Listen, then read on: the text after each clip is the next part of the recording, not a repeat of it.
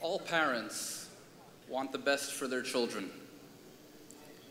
We want to provide them with the most positive and healthy environment possible, one that would be most conducive to their finding happiness and achieving success. A responsible parent would give anything for his or her child to be physically and spiritually safe and secure. Our forefathers were certainly no different. And yet, in this week's Parsha, we find a rather puzzling episode. It was time for Yaakov to marry, but his parents, Yitzchak and Rivka, were certain that the women of Canaan were not appropriate for their son Yaakov. So what did they do? They sent him off on a long and treacherous journey to his uncle Lavan, who lived in Haran, with the goal of finding a suitable match there.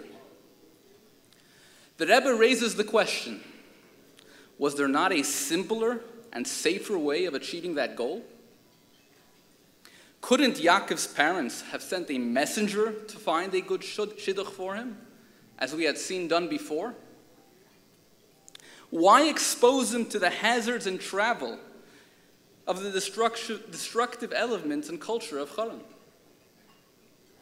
Lavan was an idol worshiper, a shady and deceitful character.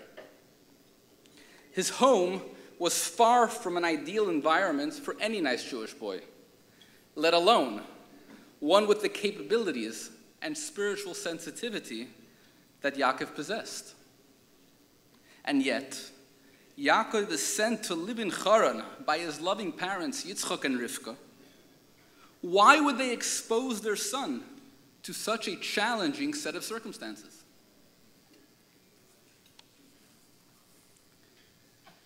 This question is not merely academic. Living in Lisbon, Portugal, my wife and I often face a similar line of questioning. How do you plan on educating your children? Wouldn't they be better off living in a larger Jewish community? How can you expect your children to live by your values when they are being raised in a society that has very different priorities? These are valid questions, ones that I'm sure many in this room have heard before. So why do Shluchim put themselves and their children into this type of difficult situation? Returning to the Parsha, the Rebbe explains that Yitzchak and Rivka sent their son on that journey not because they were unaware of the potential dangers he'd be facing, but because they knew that it was a move that would ultimately be to his benefit.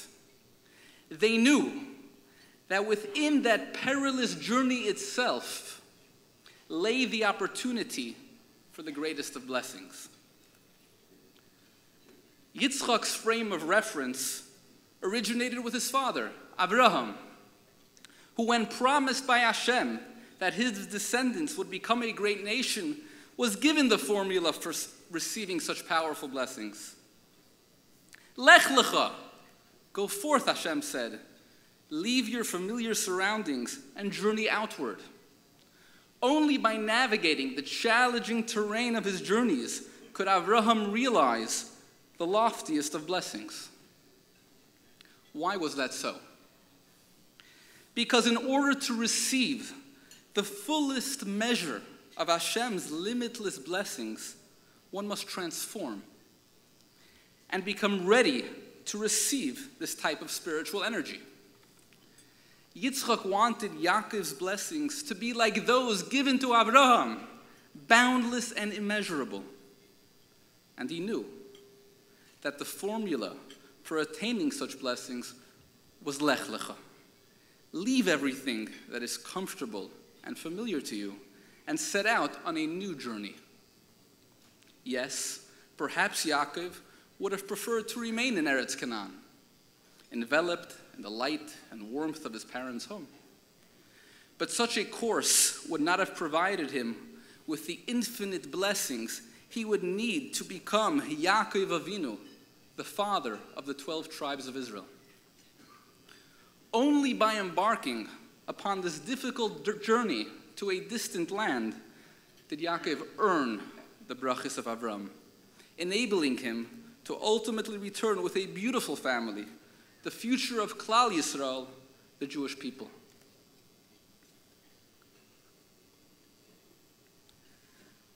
This theme relates directly to the experience of Shluchim everywhere.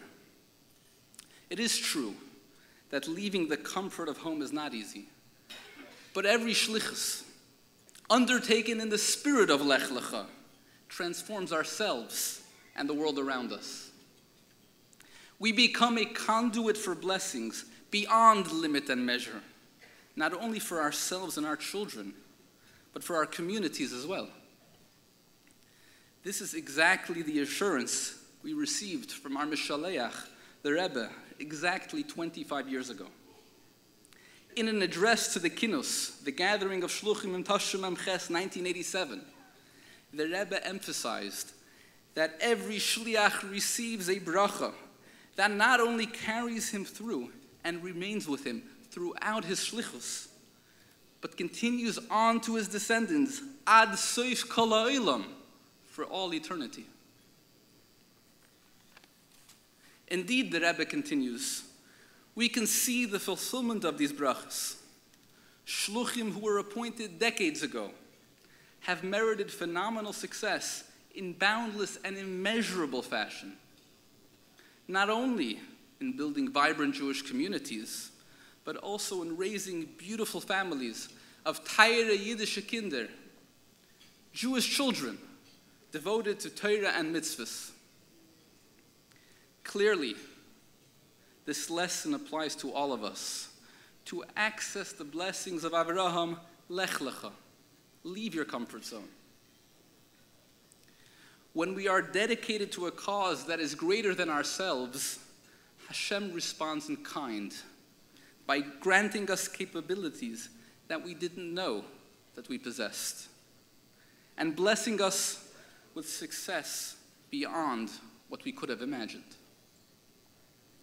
In our own lives, may we continue to have the strength and selflessness to take that next step, to embark on our next great journey that brings forth limitless blessings for our families and communities until we reach the ultimate destination of all our journeys, the coming of Mashiach immediately now.